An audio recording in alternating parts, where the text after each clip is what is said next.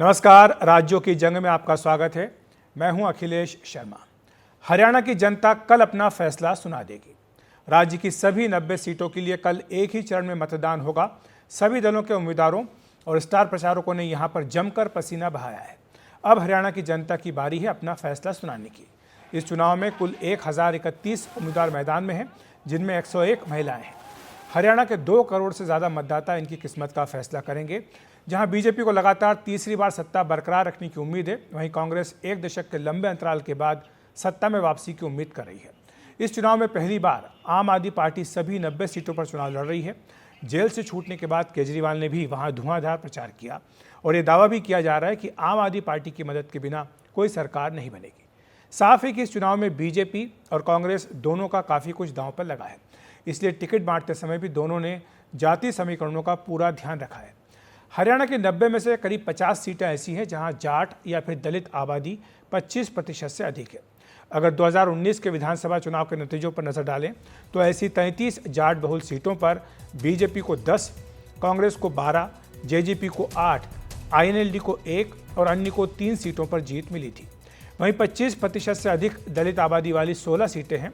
यहाँ पर बीजेपी को 2, कांग्रेस को 8, जेजेपी को 4 और अन्य को 2 सीटें मिली थी। हरियाणा में बहुकोणीय मुकाबला होने से बीजेपी को उम्मीद है कि वोटों का बंटवारा उसके पक्ष में हो जाएगा। दरअसल इस चुनाव में जेजेपी और चंद्रशेखर तथा आईएनएलडी और बीएसपी का गठबंधन है। इस तरह जाट प्लस दलित के ये 2 गठबंधन क्या गुल खिलाएंगे, इस पर सबकी नजरें रहेंगी। आम आदमी पार्टी भी सभी सीटों पर चुनाव लड़कर मुकाबले को 5 कोणी बना रही है। और इसी पर चर्चा करने के लिए हमारे साथ 2 खास मेहमान मौजूद हैं। नीरजा चौधरी जी, वरिष्ठ पत्रकार, साथ ही अदिति फडणवीस भी हमारे साथ जुड़ गई हैं। आपका भी बहुत बहुत धन्यवाद हमारे साथ जुड़ने के लिए। नीरजा जी, शुरुआत आपसे करूंगा। कल हरियाणा के चुनाव के लिए मतदान होगा।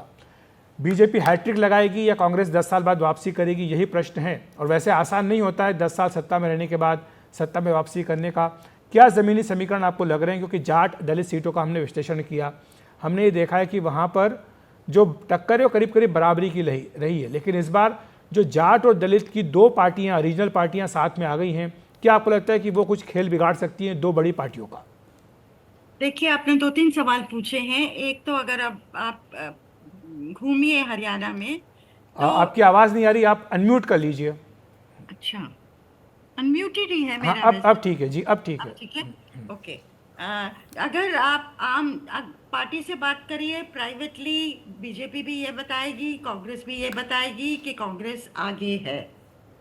और क्या टैली होगी उसकी, 50 होगी, 55 होगी, 60 होगी, 65 होगी, इस पे लोग अलग अलग। पर आम जनता का भी यही मानना है। जो फिगर्स आते हैं ना, अगर सड़कों पे जाके आम जनता से बात करिए तो वो भी यही बताएंगे आपको कि कांग्रेस आगे है, हो सकता है 55 से 60 सीटें ले जाए। तो एक तो ये बात है। इस बार लोग कहते हैं कुछ नया चाहिए, 10 साल बहुत होता है, लोग थक गए हैं, नाराजगी भी है। और एमएल खट्टर जो चीफ मिनिस्टर रहे इस साल तक, उनके प्रति गुस्सा भी है। उनको पहले हटा दिया जाता तो शायद नायब सैनी कुछ कर पाते। ये सब आवाज़ें सुनने में आती हैं। और जहाँ तक छोटी पार्टियों का सवाल है, जो सवाल आपने पूछा, जी। चाहे आम आदमी पार्टी है, अगर वो पहले कूदती, मान लीजिए 4-5 महीने पहले जोर लगाना शुरू करती, शायद वो वोट कटुआ के रूप में सामने आती। ज़्यादा इस समय नहीं। लोग 5,000, 1-2 कॉन्स्टिट्यूंसीज में मैंने सुना 15-20 हज़ार भी काट सकती है वोट, लेकिन इस समय फैक्टर नहीं होगी। जहाँ तक अभय चौटाला और बीएसपी का सवाल है, सिरसा एरिया में लोग कहते हैं, वहाँ माना जाता है 2-3-4 सीटें ले जा सकते हैं। और जहाँ तक जेजेपी का सवाल है, वो बहुत ही डिस्क्रेडिटेड है। चंद्रशेखर आजाद के साथ उनका गठबंधन है, उनको ज्यादा अहमियत नहीं दी जा रही है। तो कुल मिला के कहाँ गोटी बैठेगी 8 तारीख को, ये हम सब लोगों को इसका इंतजार है। जी, अदिति, आपके पास आना चाहूँगा। आप किस तरह से देखती हैं हरियाणा के ज़मीनी हालात को? क्योंकि वहाँ पर बीजेपी के बारे में कहा जा रहा है कि वो एंटी इनकम्बेंसी का सामना कर रही है, कांग्रेस अपना पूरा जोर लगा रही है, लेकिन कांग्रेस भी खेमेबाजी का शिकार है।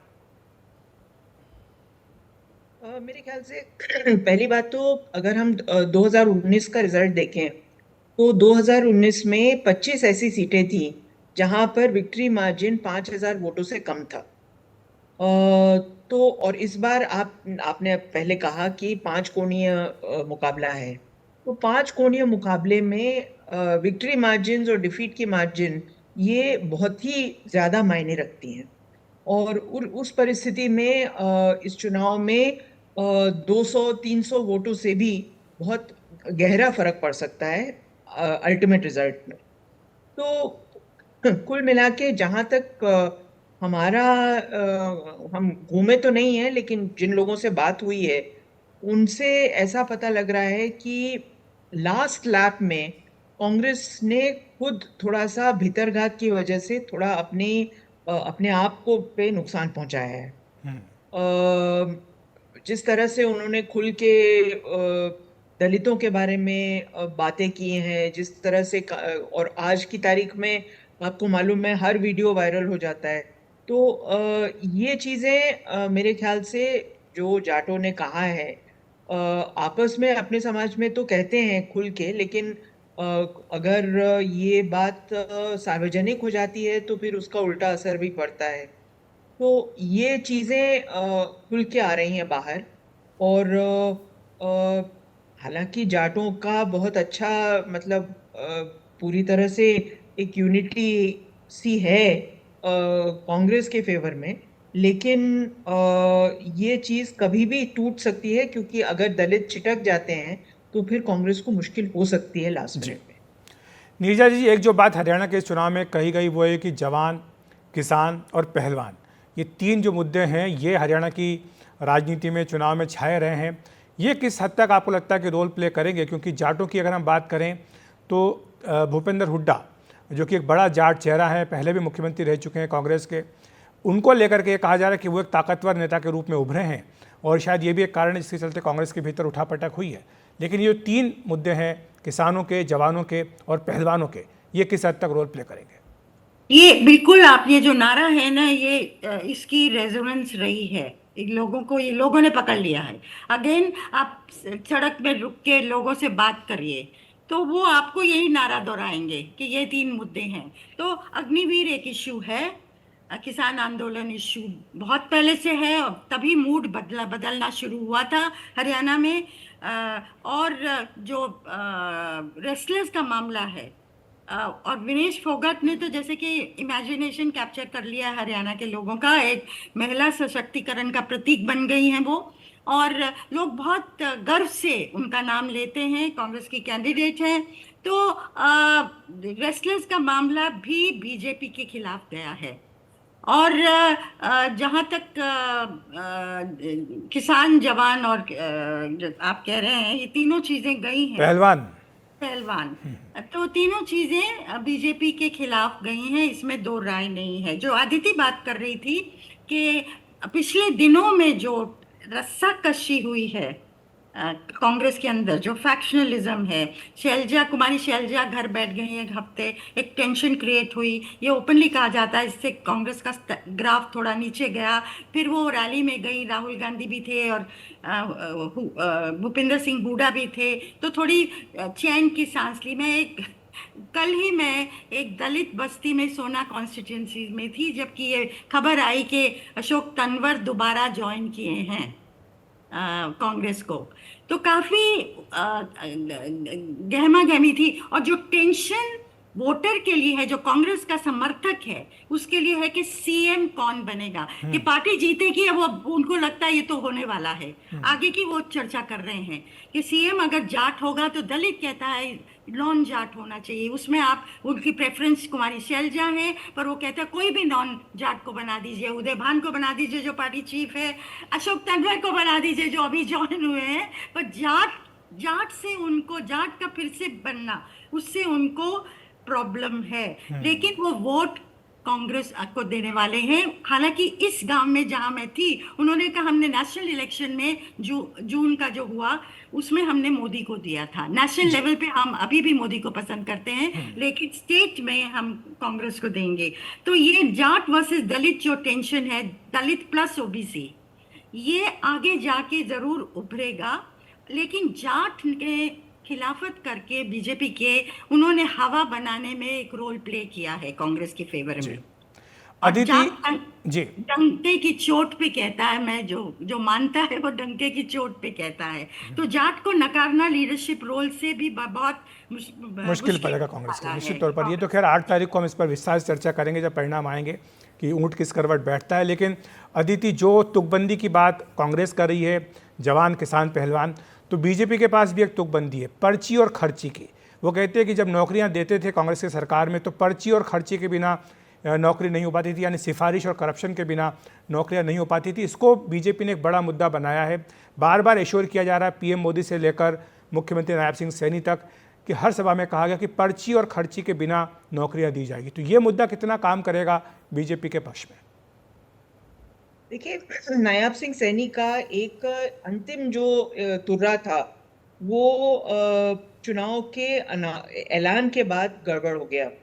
वो ये एक कैबिनेट मीटिंग करने वाले थे जिसमें और सीटों का रिजर्वेशन हरियाणवियों के लिए करना था, लेकिन इससे पहले कि वो कैबिनेट की मीटिंग बुला सकते थे, सरकार ने मॉडल कोड ऑफ कॉन्डक्ट लागू कर दिया और इसकी वजह से वो कैबिनेट मीटिंग हो ही नहीं पाई। तो ये एक मेरे ख्याल से एक नुकसान हुआ था। इसमें तो कोई शक नहीं है कि पर्ची और खर्ची हरियाणा में एक तरह से मतलब जो इसका पूरा शासन था पर्ची और खर्ची का, वो मनोहर लाल खट्टर के जमाने में खत्म हो गया। मनोहर लाल खट्टर ने अपनी भाभी तक को ट्रांसफर नहीं किया जो कि सरकारी एम्प्लॉय थी और उनसे मिलने आई और उनसे कहा कि हमारा ट्रांसफर कर दीजिए। उन्होंने मना कर दिया। उन्होंने कहा कि हम नहीं करेंगे क्योंकि जो सरकार का नियम है उसके खिलाफ हम नहीं जाएंगे। लेकिन इसके बावजूद मेरे ख्याल से जाटों का जो गुस्सा है और जाटों का जो एक तरह से पावरलेसनेस है वो पूरी तरह से मुखर होके इस चुनाव में आ रहा है और उसके सामने उसको रोकना बहुत ही मुश्किल हो पा रहा है जी सरकार के लिए। जी, नीरजा जी, एक प्रश्न आपसे। जो वादे किए गए हैं, लोक लुभावन वादे, उसमें ना कांग्रेस ना बीजेपी दोनों ही पीछे नहीं है। 2,000 रुपये देने की बात अगर महिलाओं को कांग्रेस कर रही है तो बीजेपी कहती है हम 2,100 रुपया देंगे, स्कूटी देंगे, दुनिया भर की बातें सब इसमें की जा रही। तो ये जो लोक लुभावन वादे हैं ये कितना बड़ा रोल प्ले करेंगे हरियाणा में, जहाँ जो कि एक 40% अर्बन स्टेट है देश का? बिल्कुल। मुझे लगता है अगर मैनिफेस्टोज आप देख लीजिए बारीकी से तो हर मैनिफेस्टो तकरीबन वही कर रहा है जहां तक सोशल वेलफेयरिज्म का सवाल। बीजेपी ये करेगी और छोटी पार्टियां भी, ऐसा नहीं है कि वो नहीं कर रही हैं, वो भी एग्जैक्टली वही कह रही हैं। इतना इतना जमीन देंगे, बिजली फ्री देंगे, इतनी नौकरियां जो रिजर्व्ड हैं सरकार में उसको भरेंगे। सबका एकदम तकरीबन वही है। तो मुझे लगता है कि इस बार हरियाणा में सोशल वेलफेयरिज्म के ऊपर कुछ लोग, मतलब मैटर करता है, ऐसा नहीं कि मैटर नहीं करता है, लेकिन मोटा मोटा ये मैं एग्री करती हूँ आदिति जो कह रही हैं कि 10 साल से जाट का पावर से बाहर होना, ऊपर जो उन्होंने पावर एंजॉय किया है, वो एक बहुत बड़ा मुद्दा है। और वो चुनौती भी होगी अगर भूपिंदर सिंह हुड्डा बनते हैं चीफ मिनिस्टर। उन्होंने एक टाइम तो कहा था मैं 4 डेप्यूटी चीफ मिनिस्टर बनाऊंगा, अब तो मखौली हो जाएगा, लेकिन आइडिया था कि और जातियों को भी उसमें शिरकत देना। कैसे करेंगे, पर ये बहुत चुनौती होगी मिस्टर हुड्डा के लिए अगर वो सीएम बनते हैं, और हाईकमान के लिए भी किस तरह से, क्योंकि एक अवेकनिंग है दलित में। वो चाहते हैं कि उनका ड्यू रोल, उनकी ड्यू जगह और पावर में एक इंक्लूजन हो। इस बार आवाज ज्यादा बुलंद थी, मुझे ऐसा लगा। शुक्रिया आपका नीरजा जी और अदिति जी हमारे साथ जुड़ने के लिए, विस्तार से समझाने के लिए। कुछ ही घंटे बचे हैं, हरियाणा की जनता अपना फैसला सुनाएगी। कल सुबह मतदान शुरू होगा और 90 सीटों के लिए मतदान होगा। हरियाणा विधानसभा चुनाव में मतदान से ठीक 12 घंटे पहले कुमारी शैलजा ने एक बड़ा बयान दिया है। कांग्रेस की सरकार बनने पर मुख्यमंत्री कौन बनेगा, इसे लेकर न्यूज़ एजेंसी ANI को दिए इंटरव्यू में उन्होंने कहा कि हाईकमान उन्हें इग्नोर नहीं कर सकता। Chief minister candidate Congress party opposition में बाय एंड लार्ज नहीं डिक्लेयर करती है, किसी को भी नहीं करती। आपने देखा अभी भी नहीं किया है, बाय एंड लार्ज नहीं करते हैं।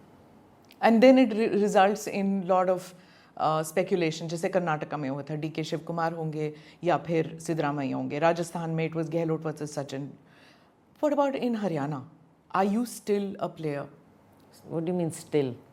Are you a player for, even if the party wins, is it possible that you could be a chief minister candidate? See, that only High Command will have to answer. Only High Command will have to decide. There are few people who would be in the consideration zone, and I think Selja would be there. For chief ministership? अब देखो, seniority में, काम में, इन सब चीज़ों में नाम और पॉलिटिक्स और ये पॉलिटिकल डिसीजंस ही तो हाई कमांड देखेगा। तो ऐसे उसमें सैलजा को हाई कमांड नज़रअंदाज तो नहीं करेगा। तो राज्यों की जंग में आज इतना ही। नमस्कार।